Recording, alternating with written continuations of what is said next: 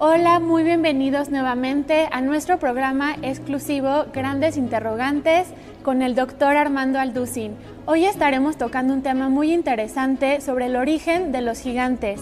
La Biblia hace referencia a esta palabra de los gigantes y los describe como seres humanos de aproximadamente de 3 a 4 metros de estatura, con 12 dedos en las manos y 12 dedos en los pies. Pero ¿quiénes eran estos gigantes y de dónde salieron? ¿Acaso eran seres humanos normales o hubo alguna intervención angelical en su origen? El doctor Armando Alducin estará con nosotros contestando muchas de estas preguntas que tenemos también sobre su relevancia con las construcciones de las pirámides que conocemos, como las de Egipto, de Machu Picchu, de Chichén Itzá. Esta investigación que vamos a emprender nos va a sorprender y también sé que conmoverá a muchos de ustedes, pero la Biblia es muy clara y además es nuestra única fuente fidedigna sobre esta información al respecto. Doctor, bienvenido nuevamente, muchas gracias por estar aquí con nosotros. ¿Qué tal, Salem? Me da mucho gusto estar en este programa otra vez y no cabe duda que vamos a tener un programa interesante y además muy sorprendente. Así es, doctor. Para darle comienzo a la entrevista, ¿qué nos puede decir al respecto? ¿Qué nos revela la Biblia sobre la genética de los ángeles? Muy bien. Esto es una pregunta que requiere, desde luego, investigación, y no solamente bíblica, sino también en el aspecto genético, porque vivimos una época en la que hay cantidad de secretos en la Biblia que la mayor parte de los cristianos no han descubierto. Y muchas veces cuando hablamos de estos temas, muchos hasta se enojan y creen que es una herejía, que cómo podemos hablar de estas cosas. Sin embargo, siempre recurrimos a la Biblia para darnos cuenta que contiene tesoros inmensos, profundos, como una mina de diamantes que tenemos nosotros que descubrir. Dice en Proverbios 25, versículo 1, que es una cosa preciosa para Dios o gloria de Dios encubrir o tratar de esconder alguna cosa, pero para nosotros es la gloria más grande el poder descubrir lo que Dios nos ha encerrado. Y podemos comenzar leyendo un versículo muy interesante en la Biblia, en el capítulo 3, versículo 5 del libro del Génesis, donde encontramos por primera vez la primera promesa de que un Mesías vendría a tratar de rehacer, de restaurar la condición caída en la que el ser humano cayó, Adán y Eva en este caso, desde luego la primera pareja humana, y cómo esta promesa encierra secretos impresionantes, como lo voy a mencionar, que pasaron muchos siglos para que la misma ciencia los pudiera descubrir. Dice así: y pondré enemistad, es Dios hablando, Génesis 3:15, entre ti y la mujer, entre tu simiente y la simiente suya. Esta te herirá en la cabeza y tú le herirás en el calcañar. Vemos nosotros por qué Dios inmediatamente abarca el área de la genética después del pecado humano. ¿Qué tenía que ver la genética con el pecado humano para que Dios hubiera dicho que iba a haber una enemistad, un conflicto entre dos semillas? Y la palabra semilla, esto es importantísimo, en el hebreo es la palabra sera, con Z, que se tradujo esperma, simiente, descendencia o linaje. Entonces, aquí hay algo demasiado profundo, porque vemos que Dios dice que Satanás tiene una semilla y la mujer tendría otra semilla. La semilla de la mujer iba a tener guerra contra la semilla de Satanás y finalmente la semilla de la mujer iba a vencer a Satanás. La pregunta es la siguiente: ¿qué acaso Dios nos está diciendo que el diablo tiene un esperma? O sea, genéticamente sabemos que a través del esperma o de los cromosomas viene la descendencia humana, ¿verdad? Porque el hombre tiene 23 cromosomas, la mujer tiene 23 cromosomas, pero el varón tiene el cromosoma Y que no tiene la mujer. La mujer tiene el doble X. Entonces, cuando la Biblia dice que Satanás tendría una semilla, pues es lógico que la pregunta que sigue es ¿con quién? O sea, estamos hablando que necesita una mujer. Con Eva. Y cuando habla de que una mujer iba a tener una semilla, parecería una contradicción, porque la mujer no tiene la semilla la llevamos los hombres. Claro. Las mujeres son el recipiente de esta semilla. Entonces, ¿qué hay aquí tan misterioso? Que por un lado se habla de descendencia de Satanás y por otro lado de una descendencia de una mujer, pero la mujer no tiene semilla. Vamos a aclarar esto porque te dije yo que iba a ser sorprendente. Claro. En primer lugar, cuando Dios habla esto, no había ningún conocimiento de la genética humana. Imaginémonos, hasta 1860, ¿cuántos siglos pasaron para que un señor llamado Gregorio Mendel pudiera hacer experimentos con chícharos para poder determinar si realmente había una transmisión de genes de un chícharo al otro o por qué tenían los mismos colores, etcétera, etcétera? Bueno, pues Gregorio Mendel, un monje austriaco, por cierto, dejó el experimento y nadie le hizo caso. Y pasaron casi, podríamos decir, a 1954, casi más de 60, 70 años, cuando por segunda vez, hasta el siglo pasado, considera esto, hasta el siglo pasado, en 1954, los doctores Crick y Watson, norteamericanos, les dieron el premio Nobel de Medicina por descubrir la molécula del ADN, o sea, todo lo que está relacionado con la genética, los genes, los cromosomas, la molécula del ácido desoxirribonucleico, etcétera, etcétera. El presidente Clinton le dio un premio tremendo a este proyecto que se llamó el Proyecto Genoma Humano. Y hasta el siglo pasado, con la ciencia avanza y comenzamos a adentrarnos en los misterios que ya estaban en la Biblia, siglos anticipadamente, podemos abrir los ojos y darnos cuenta que no cabe duda que la Biblia es la palabra de Dios. Así es. Entonces, ahora ya sabemos que el esperma del hombre, ¿verdad?, fecunda el óvulo de la mujer, por lo cual viene el producto que es el nacimiento de un ser humano. Cuando la Biblia dice siglos antes que la mujer iba a tener una semilla, ahora entendemos que este nacimiento del Mesías tenía que ser virginal, tenía que ser sobrenatural, porque la mujer no iba a la semilla. Entonces pasaron muchos siglos y llegamos a el profeta Isaías capítulo 7, donde habla que una virgen iba a concebir. Y otra vez se comenzó el rompecabezas. Primero nos dices que la semilla de una mujer, y ahora hace 2700 años cuando Isaías existió, nos dices que una virgen no puede tener un hijo, pues es virgen. Entonces todavía se complicaba más la situación. Pero llegamos al Evangelio de Lucas y al Evangelio de Mateo, 700 años después de Isaías, donde un ángel se le aparece a la Virgen María y le dice: vas a ser mamá. Pero ¿cómo? Le dice ella, ¿verdad? José y yo ni luna de miel hemos tenido. Bueno, vas a ser mamá sobrenaturalmente.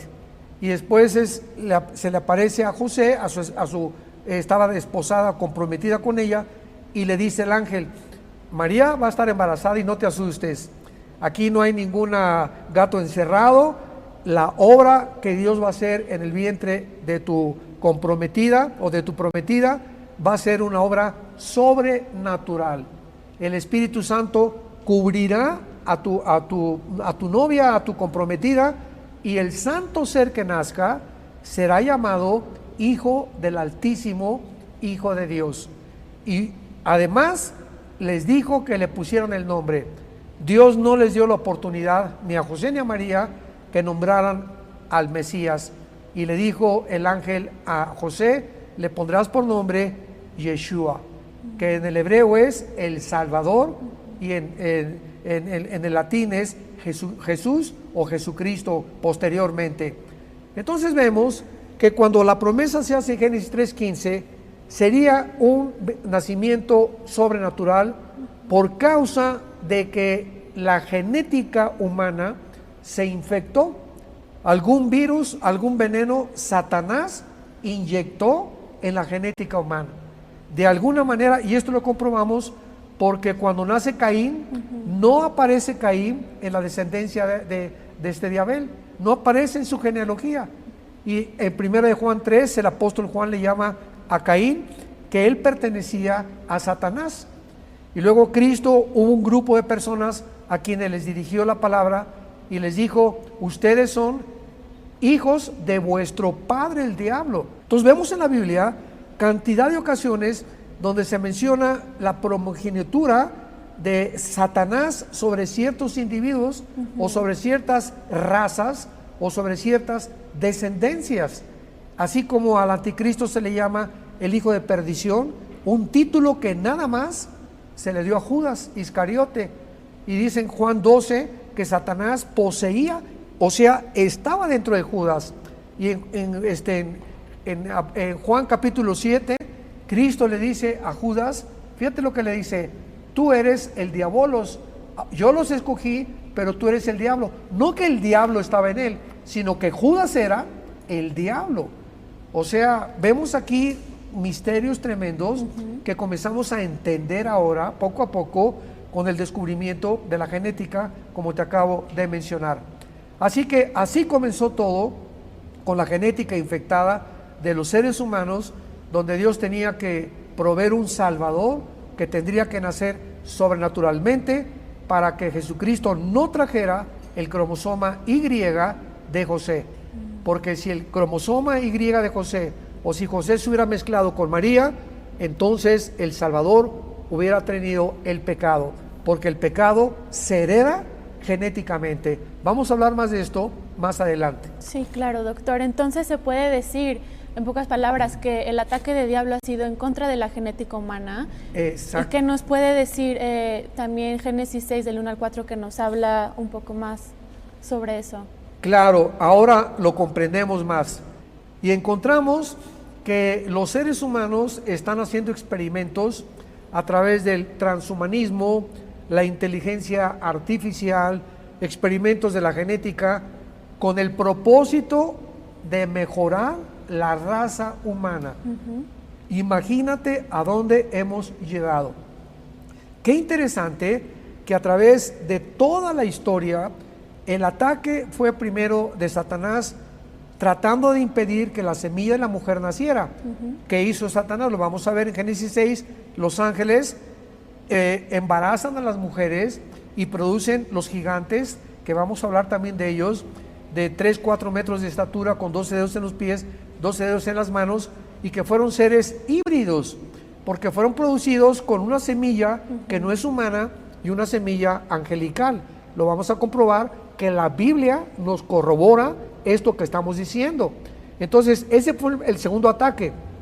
Después, cuando Moisés iba a nacer, Éxodo capítulo 2, vemos que el rey, el faraón, manda matar a todos los niños y les ordena a las parteras: maten a todos los niños menores de 2 o 3 años.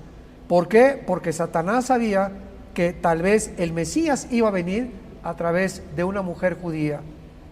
Ya vemos por la historia que la mamá de Moisés lo esconde, por la fe, dice Hebreos 11, la mamá de Moisés escondió a Moisés sabiendo que era un niño hermoso y no temió la ira del faraón.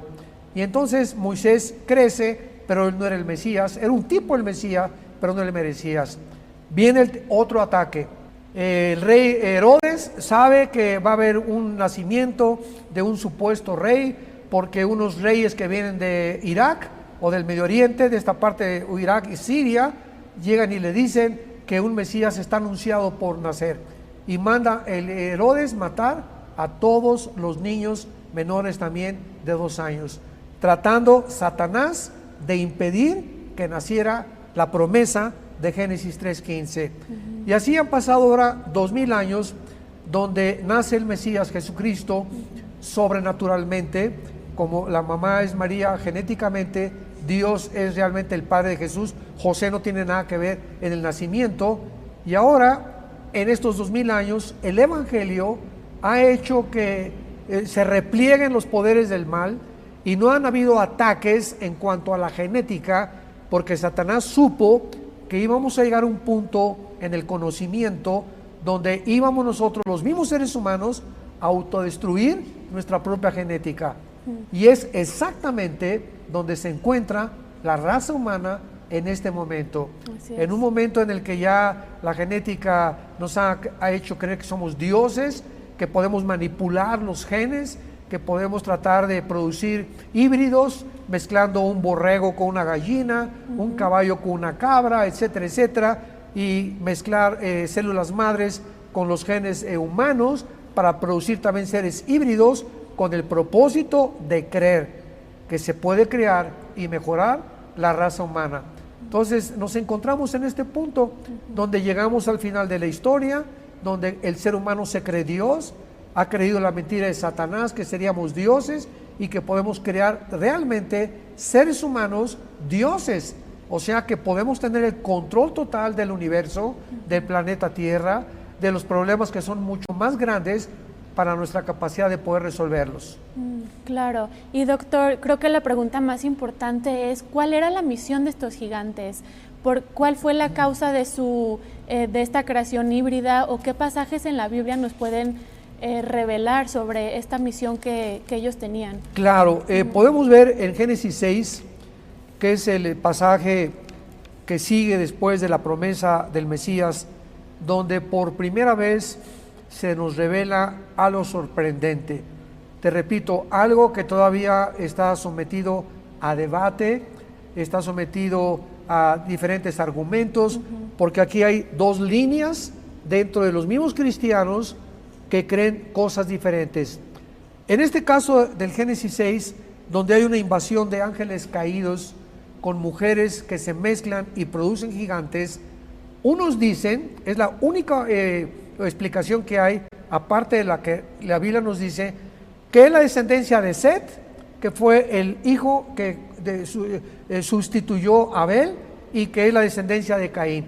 O sea, los de Set se mezclaron con la descendencia de Caín y produjeron gigantes. Esto es absurdo, porque jamás un hombre bueno mezclado con una muchacha mala va a producir gigantes, ni de raza híbrida, porque jamás, ¿verdad?, el hombre tiene el esperma que tiene el óvulo de la mujer, que el ADN es humano, y nuestro ADN es humano, no es de changos, ni de toros, ni de conejos, ni de ningún otro animal. Es un ADN humano que solo corresponde a los humanos, y la cantidad de cromosomas que tenemos corresponde a los humanos. Entonces, esta teoría queda descartada, pero muchos no quieren aceptar la realidad, cómo los ángeles se pueden mezclar con los seres humanos. Veamos y leamos lo que dice el pasaje. Aconteció que cuando comenzaron a los hombres a multiplicarse sobre la faz de la tierra, le nacieron hijas. Observa aquí dos cosas: hombres y mujeres. Podemos hacer una columna, hombres, mujeres, y una tercera columna, hijos de Dios. Entonces, es clara la Biblia en el original y en la etimología hebrea que la palabra hombres es la palabra Adán, con H intermedia, porque cuando se menciona de Adán, se habla de la raza humana, hombres y mujeres. Y cuando dice mujeres, pues es ya realmente las hijas de los hombres, que es la palabra bat en el hebreo. Pero la palabra hijos de Dios, o la frase hijos de Dios, es Ben Elohim.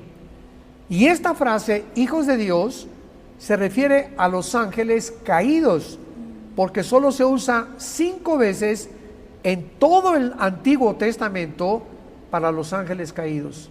Nunca la frase Ben Elohim se usa ni para los humanos, ni para los ángeles buenos que sirven a Dios. Entonces, continuemos leyendo.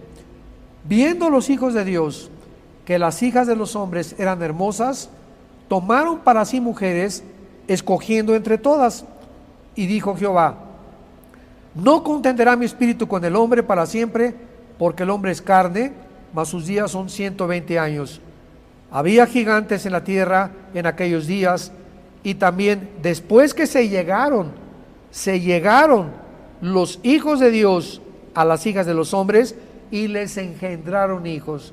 Aquí no hay pierde, o sea, no tenemos por qué estar acomodando la Biblia. Dejemos que la Biblia hable sola. Claramente nos habla que estos hijos de Dios se mezclaron con las mujeres y les engendraron hijos, los valientes que desde la antigüedad fueron varones de renombre. Esta palabra gigantes es la palabra hebrea Nepilim, con PH intermedia, y significa, viene de la raíz hebrea Napal, que significa caer. Entonces, los gigantes son seres caídos, y antes de la creación del ser humano sabemos que los gigantes eran un grupo o una raza de entidades espirituales caídas que se rebelaron contra Dios. Ahora vemos entonces aquí una mezcla impresionante entre ángeles y mujeres, produciendo unos gigantes de 3 o 4 metros de estatura. Si estos ángeles pudieron mezclarse con las mujeres y alterar la genética de las mujeres, Satanás puede hacer lo mismo. Vemos que el esperma de Satanás va a unir a una mujer para que nazca el anticristo. Ahora, ¿cuál es la prueba final para que podamos corroborar de que esto realmente sucedió? Vayamos a la Biblia una vez más, al libro de Judas, que se encuentra antes del Apocalipsis, y veamos lo que el apóstol Judas nos revela. Versículo 6 y versículo 7. Y a los ángeles que no guardaron su dignidad, sino que abandonaron su propia morada, los ha guardado bajo oscuridad en prisiones eternas para el juicio del gran día, como Sodoma y Gomorra y las ciudades vecinas, las cuales de la misma manera que aquellos, o sea, que los ángeles, habiendo fornicado e ido en pos de vicios contra naturaleza, fueron puestas, por ejemplo, sufriendo el castigo del fuego eterno. Judas, que fue uno de los parientes de Jesucristo, no nos deja ninguna duda. Está usando el ejemplo de los ángeles de Génesis capítulo 6, que igual que los mismos sodomitas del capítulo 19 de Génesis, o el homosexualismo que comenzó a prevalecer en esos tiempos, los homosexuales y los ángeles caídos cometieron el mismo pecado. ¿Qué pecado fue ese? Lo dice Romanos capítulo 1. Fueron tras carne extraña. Lo traducen vicios en contra de la naturaleza. O sea, mezclaron. Un hombre con un hombre no se puede mezclar, una mujer con una mujer no se puede mezclar, un hombre con niños tampoco, ni ángeles con humanos. Y por eso Dios encierra a estos ángeles en prisiones eternas, porque hay el abismo, tenemos el Abadón, tenemos el infierno y tenemos las prisiones eternas. En el bajo mundo se encuentran todas estas prisiones de Dios. Así que no hay ninguna duda de que lo que sucedió en Génesis 6 fue realmente una violación. Dice Judas, los ángeles abandonaron su morada que estaba en el cielo, se bajaron a la tierra, dejando el lugar asignado por Dios, desobedeciendo a Dios y tratando de alterar la genética humana. Wow. Entonces, doctor, ¿hace referencia a la Biblia también después del diluvio, la existencia de estos gigantes? Así es, y encontramos muchísimos pasajes, Salem, que podemos nosotros consultar. Veamos, por ejemplo, aquí en el libro de Deuteronomio capítulo 2, de qué forma después del diluvio la tierra se llenó o continuaron estos gigantes, que todo lo que se llama los cananitas o la tierra de Canaán, los refaitas, los onsomeos, los jebuseos, los aborreos, etcétera, etcétera, todas eran tribus infectadas genéticamente y la mayor parte de ellos híbridas. Y por eso hay una discusión de ateos que nos dicen, ¿cómo puede Dios en el Antiguo Testamento haber matado a miles de cananitas con mujeres y los hijos? Esto es un genocidio. Estupideces y tonterías que no saben de lo que están hablando, porque desconocen los caminos y los pensamientos de Dios. Pero veamos, para contestar rápidamente tu pregunta, en Deuteronomio 2, versículo 10 y 11. Los semitas habitaron en ella antes, pueblo grande y numeroso, alto como los hijos de Anac. Todos los anaseos eran hijos de Anac, que fue el padre de estos gigantes. Y por gigantes eran tenidos también, como los hijos de Anac, y los moabitas los llaman emitas. Cuando vamos a la etimología de las raíces hebreas, vemos que la palabra gigantes en Deuteronomio 2:11 es la palabra Rafa. De ahí viene la palabra Rafaíta, que se deriva de todos los gigantes que continuaron poblando, o las tribus, la tierra de Canaán. Veamos el versículo 19 al 21 del mismo capítulo 2 de Deuteronomio. Cuando te acerques a los hijos de Amón, no los molestes ni contiendes con ellos. Por tierra de gigantes fue también tenida ella, habitaron en ella gigantes, a los cuales los amonitas llamaron somsomeos, que significa los poderosos. Y así los somsomeos eran un pueblo grande, numeroso, alto, como los hijos de Anac, a los cuales Jehová destruyó delante de los amonitas. Pero tenemos más información, más detallada, en el capítulo 3 del libro de Deuteronomio también. Versículo 11. Escucha esto. Porque únicamente Og, que fue uno de los más grandes reyes de los gigantes, rey de Basán, y Basán es una parte geográfica que se encuentra cerca del monte Hermón y de una cordillera al norte de las colinas del Golán en Israel. Y es interesante que Basán o el monte Hermón haya sido, de acuerdo al libro de Enoc, donde 200 ángeles descendieron para planear mezclarse con las mujeres. El libro de Enoc, desgraciadamente, no ha sido tomado como inspirado por Dios, porque no se recopiló antes de que se estableciera el canon en el siglo I de la era cristiana. Y se encontró en el siglo II, siglo III, el libro de Enoc, pero tiene el 90-95% coincide con la palabra de Dios. Además de que Enoc fue un personaje bíblico, Génesis 5, y se menciona en la Biblia a Enoc. O sea, no estamos hablando de un libro apócrifo en el sentido de que haya sido inventado como el Evangelio que han inventado de santos y de cosas así, ¿no? Entonces, Enoc fue alguien real. Y esta palabra, somsomeo, que corresponde a los gigantes que habitaron en ese lado, fue lo que produjo al rey Og de Basán. Habiendo quedado el resto de los gigantes, escucha esto, la cama de este rey, dice la Biblia, era de hierro, y la longitud era de 9 codos. El codo en el Antiguo Testamento se medía de aquí a aquí aproximadamente, y esto equivale a 5 metros. O sea, este rey medía 5 metros de estatura. Y dice a continuación, la anchura de 4 codos, que corresponde a 3.20 centímetros en la medida métrica decimal, según el codo que en aquel tiempo se tomaba a 63.5 centímetros de un hombre. Aquí vemos otro ejemplo de un rey donde la Biblia menciona las dimensiones de su estatura. Y vemos también a continuación en el versículo 13, y el resto de Galaad y todo Basán, que era la zona principal de los gigantes y del gobierno de Satanás para invadir Israel, reinó Og en toda la tierra.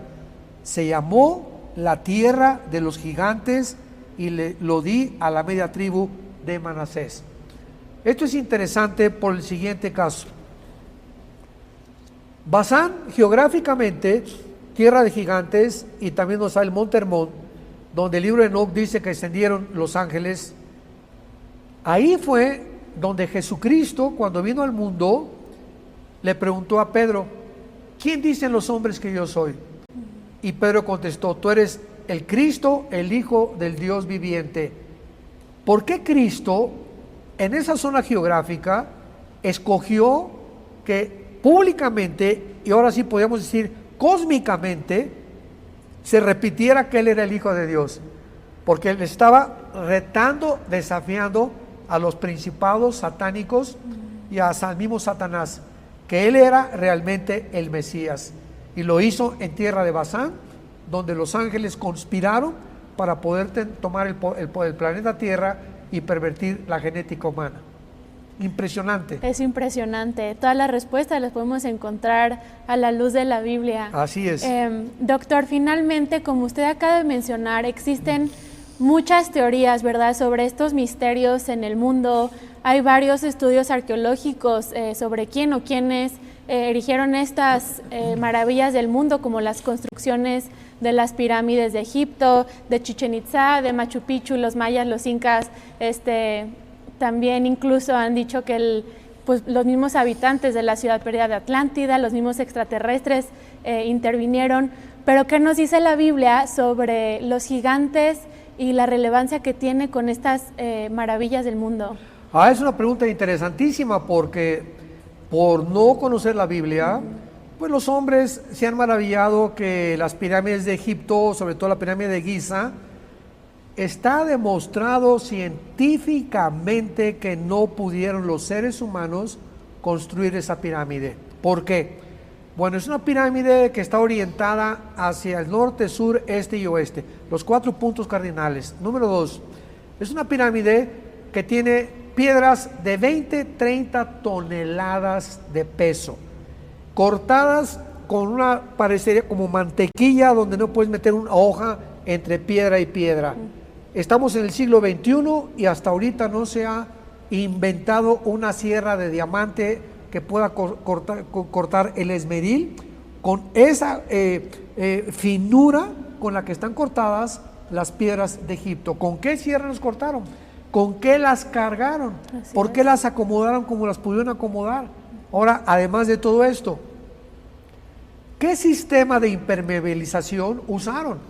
Porque han pasado 4.500 años, el sol, la luna, los huracanes, los vientos, las lluvias, no han podido ni siquiera quitar la primera capa de la Torre de Giza. O sea, es algo sobrenatural. Nos pasamos a Chichén Itzá. Chichén Itzá es al sur de México, en el estado de Yucatán, y encontramos claramente que las pirámides que los mayas hace 4.000 años, exactamente en el tiempo de los Giza, construyeron también orientadas hacia los 4 puntos cardinales, y todas orientadas completamente hacia Orión, que es una de las grandes destellos cósmicos que hay en el universo. Pero además de esto, el 21 de marzo, que es el equinoccio de la primavera, se juntan en Yucatán, pero millones de personas para ver un fenómeno. Porque la pirámide de Chichén Itzá, la base de la pirámide es la cabeza de una serpiente. Y el 21 de marzo, a las 3 de la tarde, el sol comienza a caer sobre la pirámide y se ve una culebra que comienza a descender y embonar con la cabeza o con el cimiento de la pirámide. ¿Quién les dio a los mayas este conocimiento? Claro. ¿Cómo pudieron los mayas hacer el calendario de 365 días sin computadoras, sin telescopios, sin ningún instrumento moderno que se usa actualmente? Machu Picchu en Perú. ¿Por qué construyeron estos edificios arriba cargando piedras de 10, 20, 30 toneladas de peso, por el amor de Dios? Si tú vas a hacer una construcción, la haces en un plano, no la subes a una montaña donde es imposible no solamente cargar las piedras, sino los años que hubiera costado hacerlo, ¿no? Es otro de los ejemplos, las de Stonehenge en Inglaterra, que son todas los megalíticos que están así parados, que tampoco saben cuál es la explicación.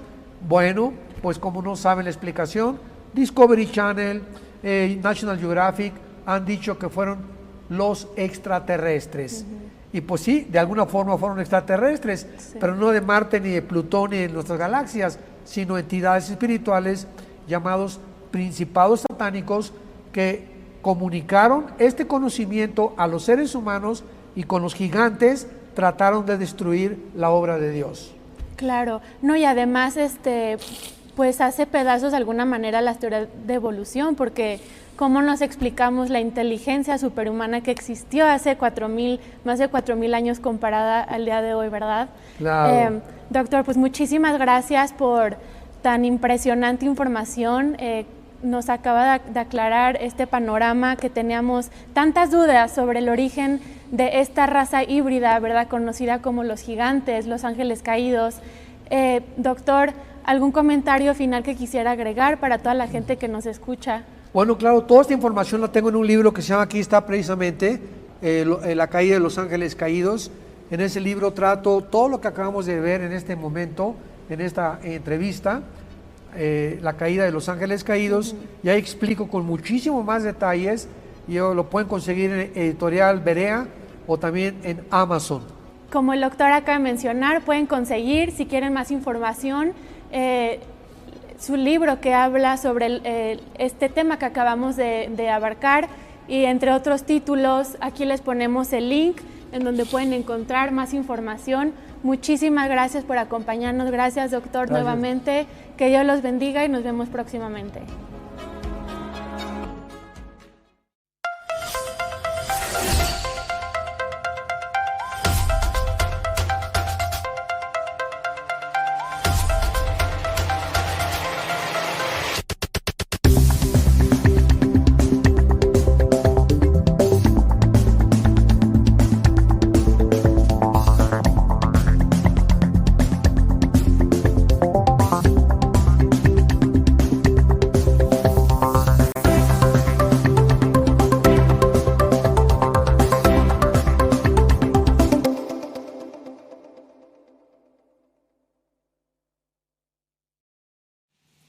Pero esta última serie que quiero iniciar tiene el título entre signos de interrogación. ¿Somos la última generación? Entre signos de interrogación. Somos la última generación, y este es el tema apasionante, profundo, teológico, bíblico, histórico, que vamos a analizar desde todos los aspectos de la vida, para que podamos realmente, aunque no sabemos el día ni la hora, saber si somos nosotros la generación que Jesucristo mencionó que sería la última de la historia humana. Entonces vamos a recurrir a unir, a buscar, a tratar de concentrar, de centralizar pasajes de la Biblia, acontecimientos y eventos que han sucedido en los últimos 2-3 años, y poder llegar a una conclusión si realmente somos esa última generación.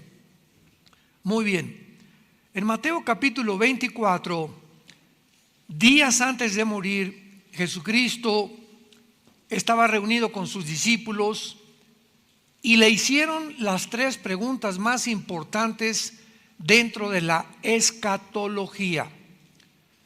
La escatología es una rama de la teología que habla acerca de las profecías de los últimos tiempos. Entonces, cuando estudias escatología, estás estudiando las profecías finales. Cuando estudias hermenéutica, estás estudiando la forma como debe interpretarse correctamente la Biblia, que desde luego es desde el aspecto literal. Cuando estás hablando de demonología, estás hablando del estudio de Satanás y los demonios. Y así la teología tiene diferentes ramas, pero la de las profecías es la escatología. Entonces, en el capítulo 24, del 1 al 3, dice la Biblia que cuando Jesús salió del templo y se iba, se acercaron sus discípulos para mostrarle los edificios del templo. El templo de Salomón era una de las maravillas más grandes que había en esa época, y todos los que pasaban veían ese templo, ¿verdad?, construido con unas piedras enormes, un diseño, una construcción espectacular, y es lo que más atraía la atención, los edificios, ¿verdad?, la religión, las ceremonias, los ritos, cuando se olvidaban que el principal propósito de una persona que busca a Dios es la persona de Jesucristo y no el edificio. Y por eso es tan importante que nosotros, ya como cristianos, nunca digamos vamos al templo, porque esto no es el templo. Y si construimos un edificio, Dios nos concede construir un edificio para poder tener un edificio para poder reunirnos, el edificio no es el templo lo somos nosotros. El templo somos nosotros. Antes de la cruz de Cristo, había lugares que se acercaban, como el tabernáculo, que fue el lugar que Dios diseñó para que el pueblo de Dios se reuniera, y la presencia de Dios se encontraba ahí mismo, ¿verdad? En el tabernáculo, en el arca del pacto. Entonces los judíos, al llegar ahí, sabían que ahí estaba Dios. Dios escogió recluirse en ese lugar, en el arca, y cuando sacaban el arca iban siguiendo la presencia de Dios. Pero después de la cruz de Cristo a nuestros días, el Espíritu Santo bajó y entró a cada uno de nosotros e hizo nuestro cuerpo el templo nuevo de Dios. 1 Corintios 6, del 19 al 20. ¿Que no saben que ustedes son el templo del Espíritu Santo? Que el cuerpo es el templo donde ahora habita Dios. Entonces, donde 2 o 3 se reúnen, ahí está la iglesia. Entonces, todas estas cosas tenían que desaparecer. Todos estos conceptos de irnos de rodillas a un lugar sangrando las piernas, golpearnos con pencas de nopal la espalda, o Señor, te ofrezco que voy a ayunar un mes para que sanes a mi hijo. Imaginémonos nada más, Dios desde el cielo, sí, mira a Miguel el arcángel, mira a doña Chole, tiene un mes la pobrecita que no come para que yo le sane a su hijo. O sea, en otras palabras, doña Chole cree que yo no soy un Dios misericordioso y que ella tiene que hacer un sacrificio para que yo responda a sus oraciones. Y Dios no busca más sacrificios. Pues Señor, ahora voy a dejar a mi novia para que me contestes. O voy a hacer esto para que, o determinada acción para que tú puedas realmente saber que me tienes que responder y que yo te quiero. Todas estas acciones de los seres humanos son debido a la ignorancia de las Sagradas Escrituras. Dios hizo el sacrificio más grande en la cruz del Calvario, y ya no hay ningún otro sacrificio que nosotros podamos hacer para agradar a Dios. Entonces, imaginémonos que hay un sacrificio que supere lo que hizo su Hijo. Entonces, Dios nos da ese sacrificio a nosotros para que nosotros podamos entender que ahora Dios no busca eso, Dios busca obediencia. Entonces, es la obediencia la manera. ¿Quieres agradar a Dios? Obedécelo. Y no cuando tengas un enfermo, cuando tengas un problema en tu casa, ahora sí voy a ayunar, ahora sí voy a hacer esta cosa para que Dios me oiga. Y viviste 2 o 3 meses atrás en desobediencia a la palabra de Dios. Entonces no podemos hacer negocio con Dios. No es el genio de la lámpara de Aladino que le pedimos un milagro y que nos los tiene que hacer. Porque aunque hagamos lo que hagamos, a Dios le agradamos por la fe. Hebreos 11:6. Y sin fe es imposible. Ahí está claramente la declaración. No hay ninguna otra cosa que agrade a Dios más que tú creas lo que dice aquí. Cuando tú crees lo que dice aquí y obedeces lo que Él dice aquí, tú estás continuamente agradándole a Dios, satisfaciendo la voluntad de Dios, y Dios se agrada de nosotros y Dios nos corresponde dándonos una iluminación más clara de su voluntad. ¿Cómo podemos responder ante un problema con un hijo, con una hija, o en tu matrimonio, si te divorcias o no te divorcias, si compras esa casa, si no compras esa casa, qué carrera vas a estudiar? Entonces Dios nos responde iluminando nuestra mente cuando ve la obediencia. Y entonces la decisión que tomes no te vas a arrepentir el día de mañana, porque todas las decisiones son para bien o para mal. Todas las decisiones que tomes en tu vida te van a afectar el día de mañana, en una semana, en 2 meses, el año que entra, para bien o para mal. Entonces estaban todos los fariseos y la gente asombrada, se acercaron para mostrarle los edificios del templo, y respondió él y les dijo, versículo 2, Mateo 24, ¿ven ustedes todo esto? De cierto les digo que no quedará aquí piedra sobre piedra que no sea derribada. O sea, ustedes se asombran por lo que ven, admiran las construcciones y creen que eso es realmente la religión. Quiero decirles que toda esta maravilla de edificio y de construcción no va a quedar piedra sobre piedra. ¿Qué estaba Jesús tratando de decirles? No pongan sus ojos en el edificio, ni en los ritos, ni en las ceremonias. Pongan sus ojos en mí. Yo soy el principal propósito por el cual tú debes vivir. ¿Cuándo se cumplió esta profecía? 70 años después de la muerte de Cristo. Vino Roma con Tito, el general romano, y arrasó Jerusalén, incendiaron Jerusalén, y hasta 1948, que lo vamos a ver, más casi 2000 años, los judíos quedaron sin templo famoso, sin sacrificios, sin el arca del pacto, sin la vaca Heifer que necesitan, o la vaca roja para los sacrificios, etcétera, etcétera. Y entonces, sin entender nada, versículo 3, sentado Jesús en el monte de los olivos, los discípulos se le acercan y le hacen 3 preguntas. Vean las 3 preguntas de la profecía más importantes que le hicieron a Jesús. Número 1, dinos cuándo serán estas cosas. Número 1, le estaban preguntando a Cristo lo que acaba el Cristo de decirles: ¿cuándo va a ser destruido el templo? Y aquí no les contesta Cristo en Mateo 24, lo contesta en Marcos y en Lucas, en los otros evangelios, en Lucas 21 y en Marcos capítulo 13. ¿Cuándo serán estas cosas? Sabemos ya que la respuesta es 70 años después de Cristo. Vinieron los romanos y acabaron, arrasaron, incendiaron Jerusalén. Segunda pregunta, que ya es mucho más profunda: ¿qué señal habrá de tu venida? Esto lo contesta Cristo en el mismo capítulo, versículo 29. E inmediatamente después de la tribulación de aquellos días, vean las señales. Van a ver que el sol se va a oscurecer, la luna no dará su resplandor, las estrellas caerán del cielo y las potencias de los cielos serán conmovidas. Entonces aparecerá la señal del Hijo del Hombre en el cielo, y lamentarán todas las tribus de la tierra, y verán al Hijo del Hombre viniendo sobre las nubes del cielo con poder y gloria.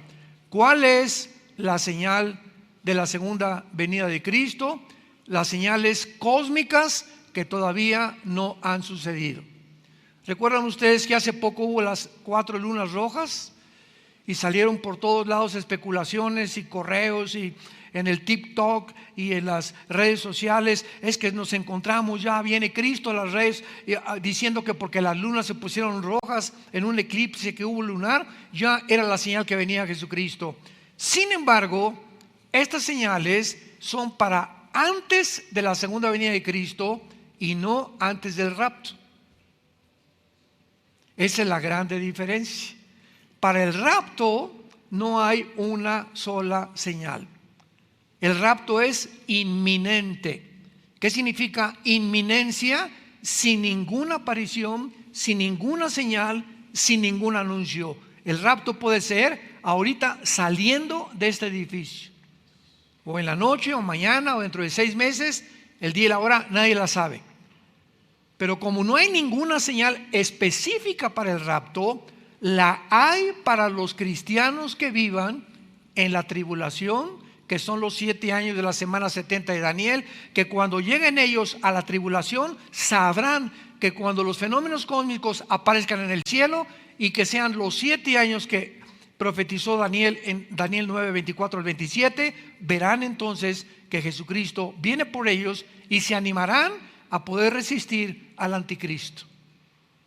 Pero nosotros no tenemos ninguna señal. Por eso es tan importante estar atentos a la tercera señal y a la tercera pregunta: ¿y qué señal habrá del fin? ¿Qué dice? Del fin del siglo o del fin de la historia. Entonces, ¿qué señal habrá de cuándo se destruyera el templo? Bueno, ya la sabemos. ¿Qué señal habrá en tu segunda venida? Fenómenos cósmicos, las estrellas, habrá cosas terribles en el mundo, pero ¿cómo sabemos que hemos llegado al final? Que nos hemos acercado al final de la última generación. Muy bien. Y después de las señales que ya Cristo comienza a mencionar en el versículo 4, entonces Jesús les dijo inmediatamente: miren que nadie los engañe. Mateo 24 está escrito exclusivamente a los judíos. ¿Cómo lo sabemos? Porque cuando anuncia Cristo la venida del anticristo, anuncia más adelante, el versículo 15 en adelante, de que los que están en Judea, que se escapen a los montes de la persecución del anticristo. Entonces, cuando Él les dice, miren que nadie los engañe, es porque ¿cuántos de ustedes han visto en los últimos meses que los judíos ortodoxos en Israel andan propagando que ya vino el Mesías? ¿No han visto ustedes en las redes sociales los videos? Se juntó un señor barbón con un sombrero y comenzaron a juntarse miles de judíos besándole la mano. Ahí están las redes sociales. Y estoy hablando de hace 2 o 3 meses. Hace un año apareció otro también, otro en Nueva York, otro rabino dijo que él era el Mesías, y fueron a Nueva York, se salieron de Jerusalén y querían ver realmente que era el Mesías para adorarlo. ¿Y cuántos judíos se han enfrentado con engañadores y falsos profetas? Porque rechazaron al que realmente Dios había escogido como el Mesías. Entonces, lo primero que Dios nos muestra es que el engaño vendrá como una de las señales más grandes de que nos encontramos en la última generación. Y así vamos a ir escudriñando poco a poquito diferentes pasajes para irnos acercando, irnos uniendo el rompecabezas que tenemos delante y poder descubrir, vuelvo a insistir, si nos encontramos en esa generación. El mundo ha sido engañado siempre, lo sabemos, ¿verdad? Hitler engañó a los judíos diciéndoles, ¿verdad?, que ellos no eran realmente el pueblo prometido. Hitler engañó a 85 millones de alemanes, fueron engañados por Hitler creyendo que él era el Mesías. Benito Mussolini engañó a millones de italianos. Saddam Hussein engañó a millones de iraquíes. Carlos Marx engañó al mundo diciendo que el problema realmente del mundo no era espiritual, era social, era una lucha de clases.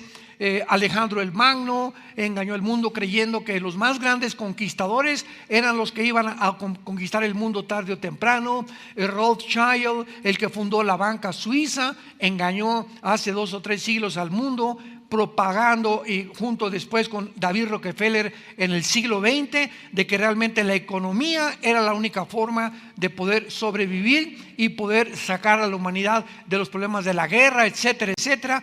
Y así vamos toda la historia del mundo, desde la Torre de Babel, que fueron engañados. Vamos a levantar una torre, hagámonos un nombre, y vemos en la Torre de Babel la primera centralización del poder político y religioso. Todo tiene su origen en la Torre de Babel. ¿Qué significa esto? Que si es Satanás el que se encuentra detrás de la humanidad, 1 Juan 5:19, y Satanás tiene una estrategia para tratar de destruir a la humanidad que nos odia, y él es un maestro en el arte del engaño, de la mentira.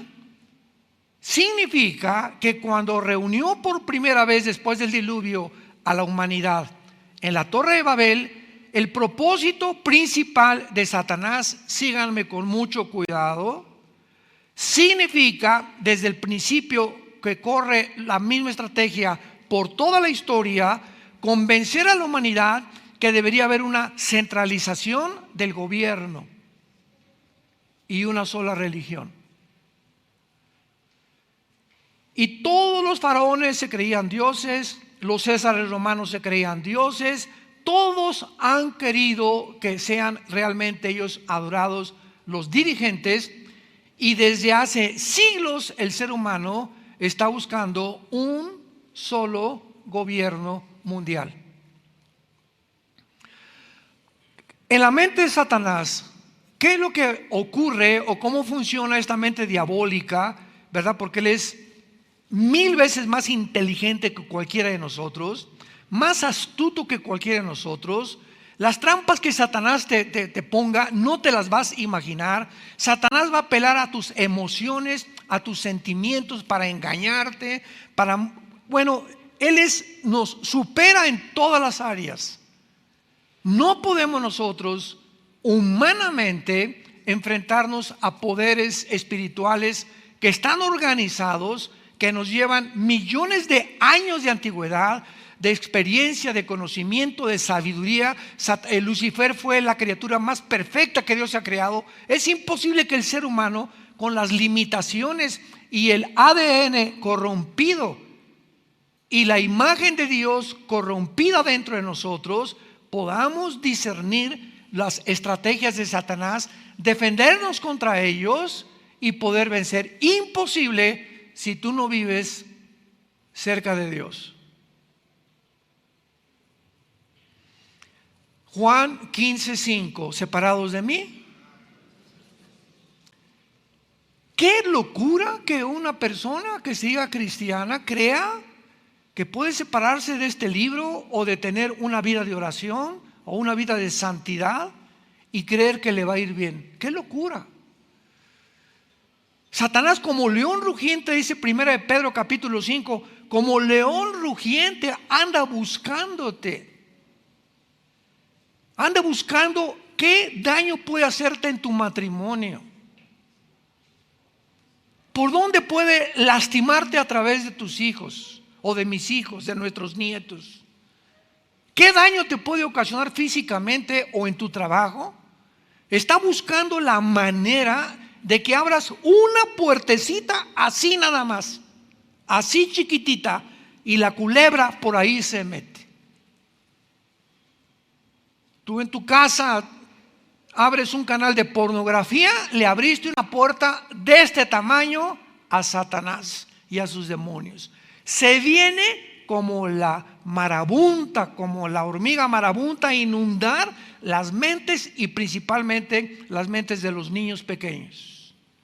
La mente de tu esposa o la mente de tu esposo.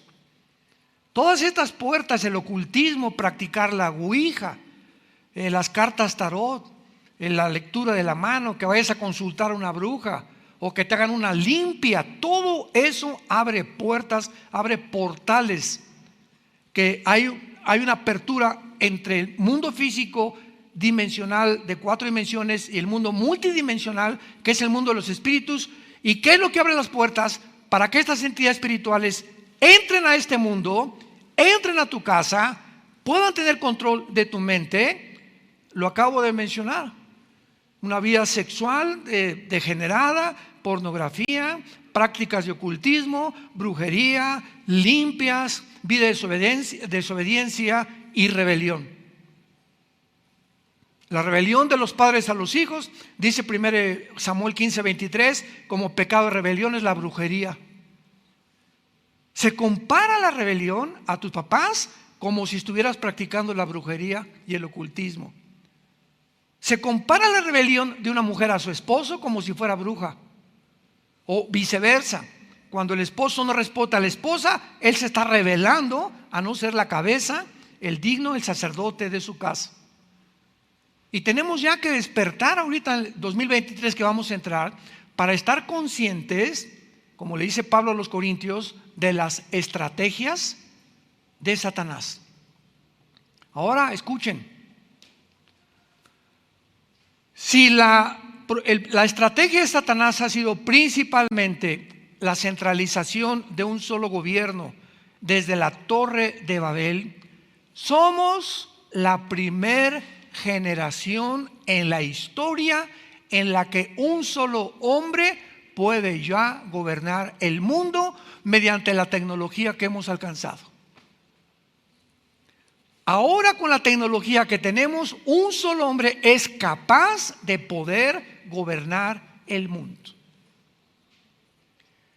Y lo estamos viendo con nuestros propios ojos en estos últimos 2 o 3 años, cuando ahora los gobiernos, las naciones están perdiendo su soberanía nacional.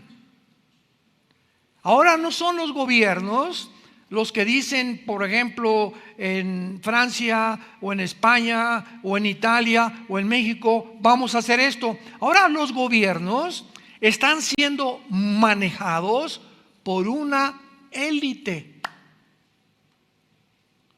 por grupos de organizaciones y sociedades secretas, no gubernamentales, que son los billonarios, multimillonarios más grandes del mundo, reunidos para poder controlar, dictar los protocolos de lo que la gente debe creer y debe hacer.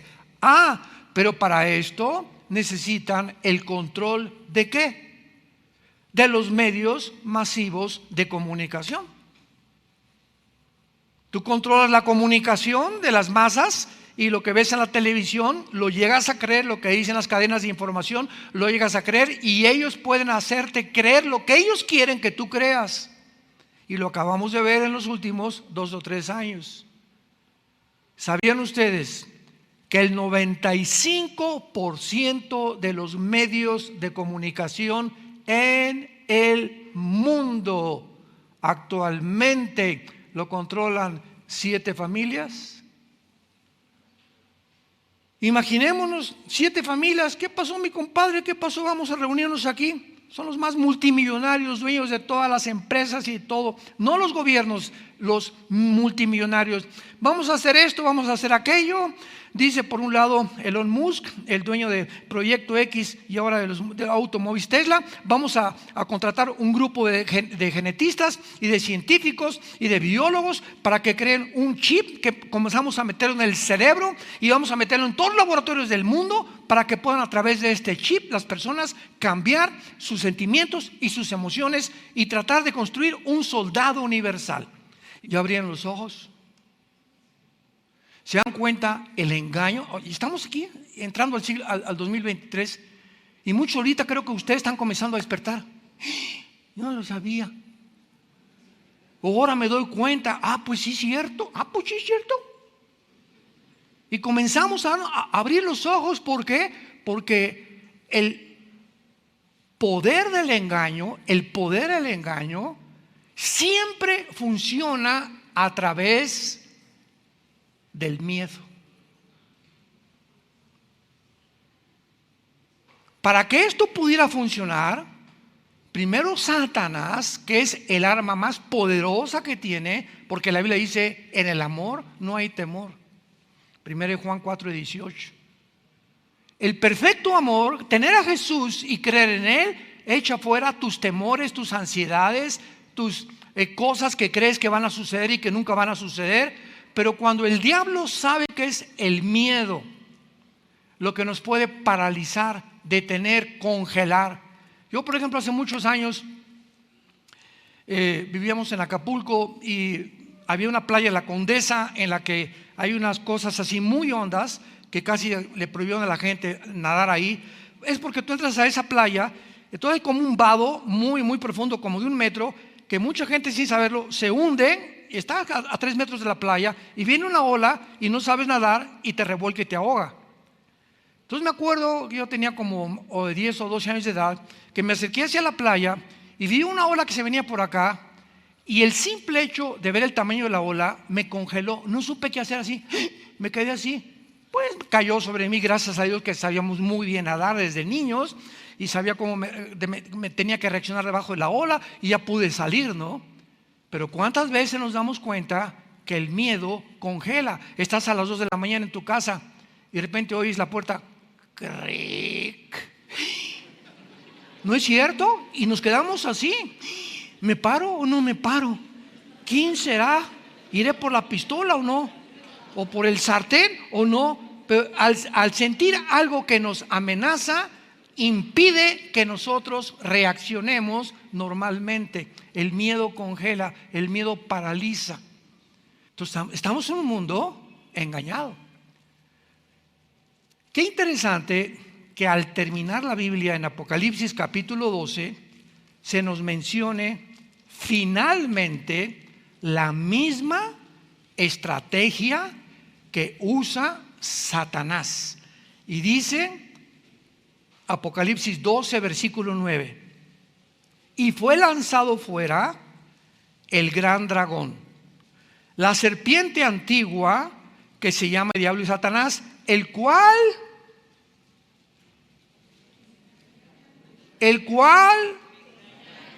engaña al mundo entero. El mundo entero, científico, no científico, político, filosófico, del área que tú y académico que tú me quieras mencionar, está completamente engañado por un poder sobrenatural, y para que el engaño resulte efectivo en tu vida es porque tú vives lejos de Dios. Porque le dice Pablo a la iglesia de Tesalónica: ustedes no están en tinieblas.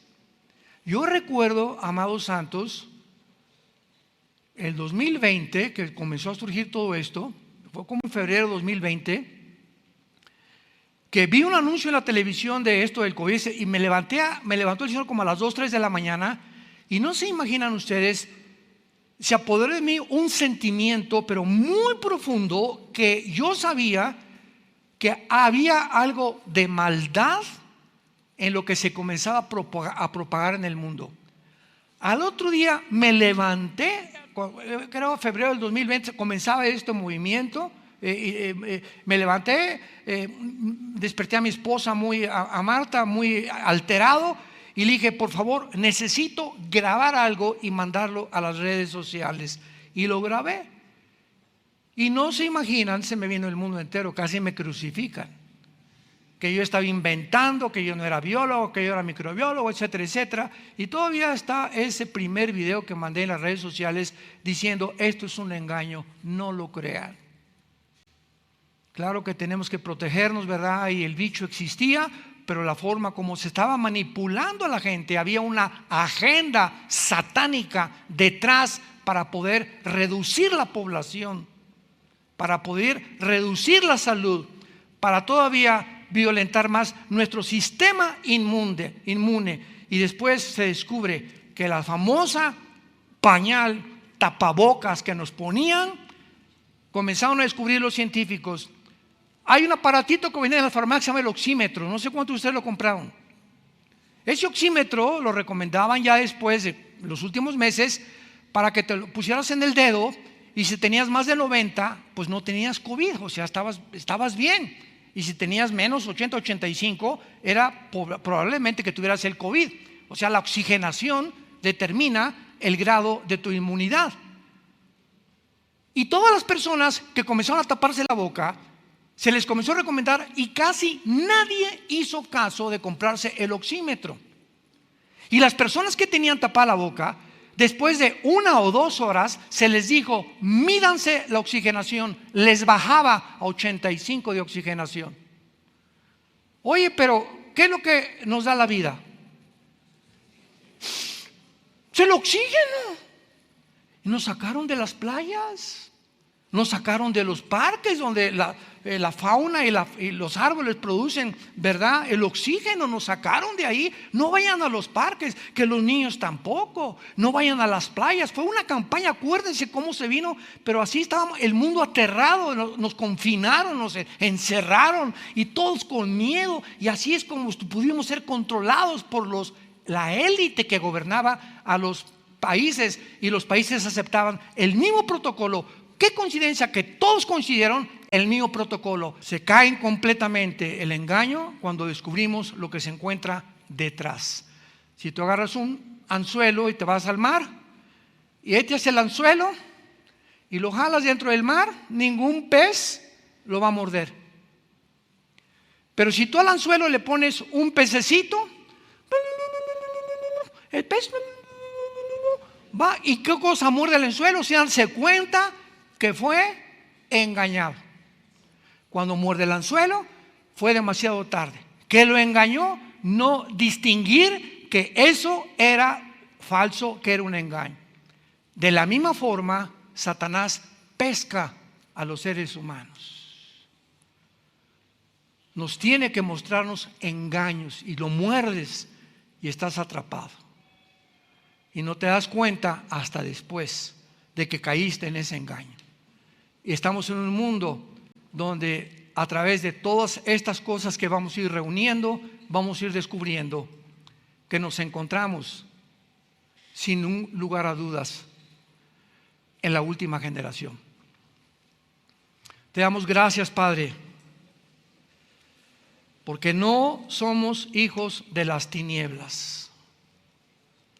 Somos hijos de la luz. Y tú, Señor, nos has enviado a tu Espíritu Santo para alumbrar nuestro entendimiento. No estamos en tinieblas para que aquel día que ya se acerca nos sorprenda como ladrón. Somos hijos de la luz.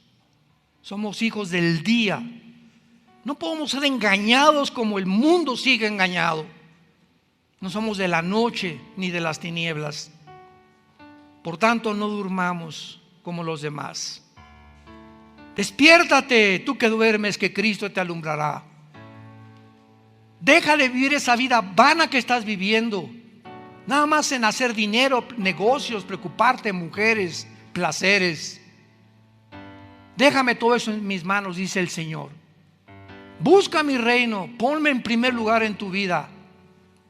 Vive cerca de mí y yo te añadiré a tu vida todo lo que te haga falta. Los que duermen de noche duermen, los que se embriagan de noche se emborrachan. Pero nosotros que somos del día, seamos sobrios, habiéndonos vestido con la coraza de fe y de amor, con la esperanza de salvación como yelmo, porque no nos ha puesto Dios para la ira, ni para ser engañados, sino para alcanzar salvación por medio de nuestro Señor Jesucristo, quien murió por nosotros, para ya sea que velemos o que durmamos, vivamos juntamente con Él. Por lo cual anímense unos a otros, anímense y edifíquense, así como lo hacemos mediante la predicación de la palabra de Dios. En esta tarde, a todos ustedes que nos ven a través de los medios sociales, la televisión, los que estamos aquí presentes, Dios te dice que Él te ama. Dios te ama. Dios te ama.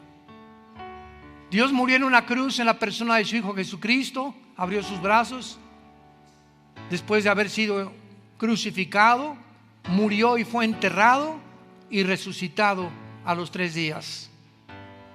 Y ahora Jesús, que vive, te pide que entres que entre a tu vida y que tú le recibas como tu Salvador, porque Él quiere, Él anhela que las tinieblas, las vendas con las que nacimos en el cerebro, te sean quitadas y veas la luz.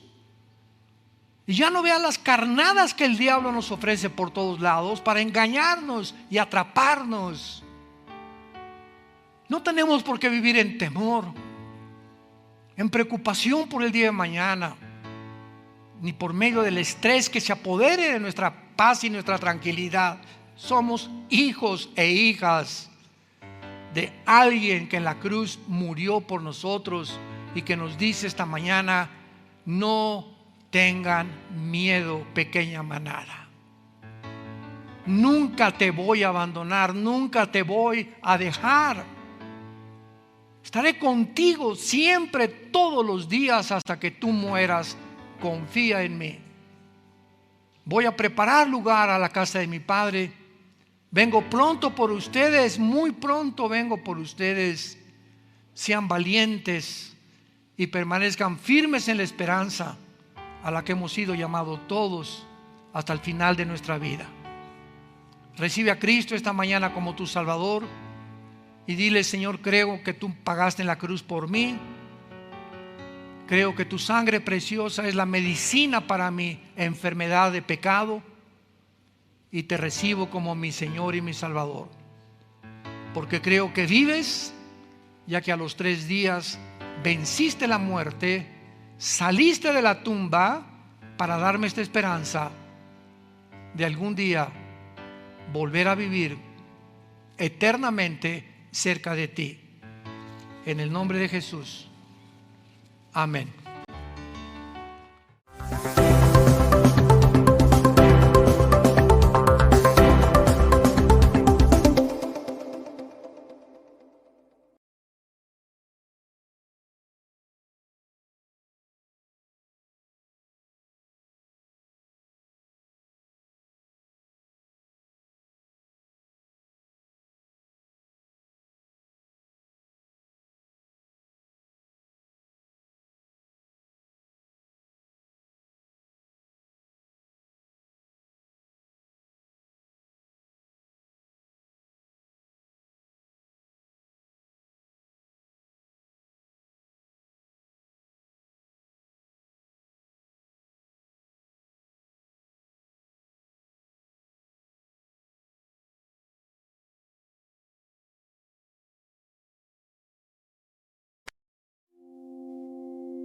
I don't need 1,000 loves,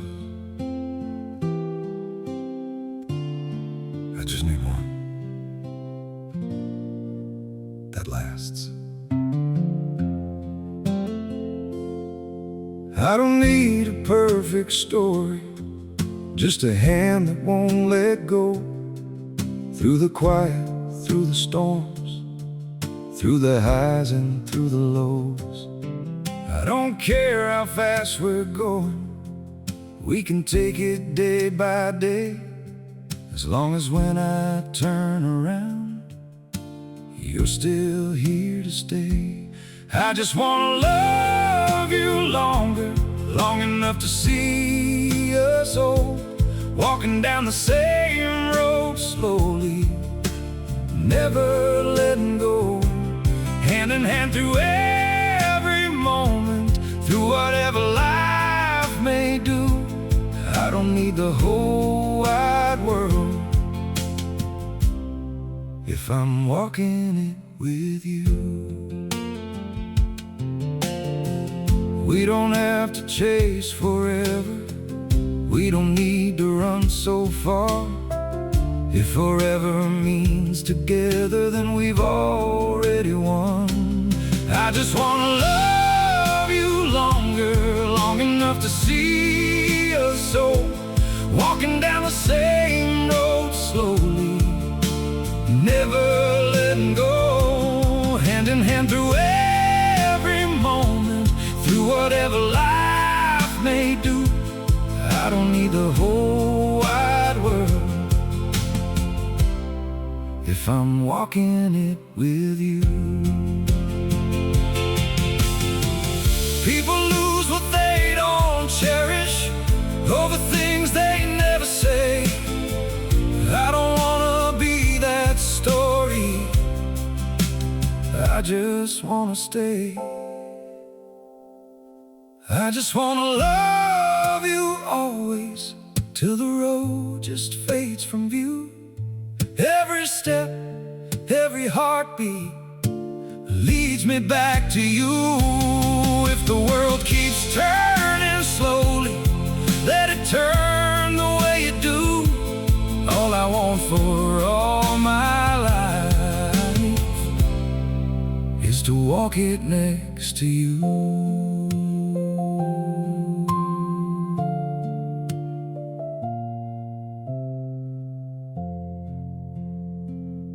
I don't need 1,000 loves, I just need one that lasts.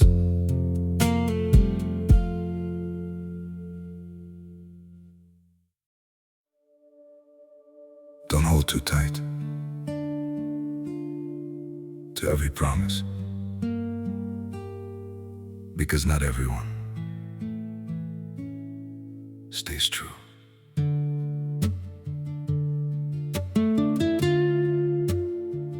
You believed in every sweet word, like they'd never drift away. Built your trust on fragile echoes that were never meant to stay. Some people speak like forever, paint tomorrow in their eyes. But not every vow is honest, and not every promise survives.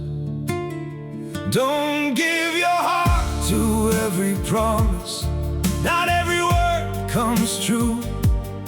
Some will say they'll stay forever, then disappear from you. Don't build your world on empty sentences or dreams they never knew, 'cause not everyone who swears they love you